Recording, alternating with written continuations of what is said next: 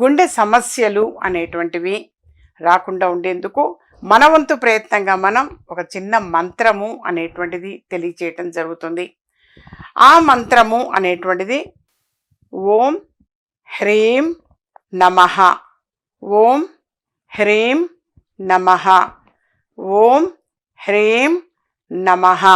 ఈ మంత్రాన్ని 108 సార్లు జపించండి నాన్న. మీరు ఒక్క జపమాల 108 సార్లు జపించండి. ఈ విధంగా 21 రోజుల పాటు మీరు చేయండి.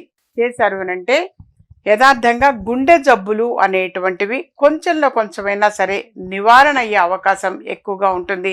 హృదయ సమస్యలు అని అంటాము, అవి తగ్గుతాయి. ఈ మధ్యకాలంలో మనం గమనిస్తూ ఉంటే హృదయ సమస్యలు ఎక్కువగా ఉన్నాయి, గుండె సమస్యలు ఎక్కువగా.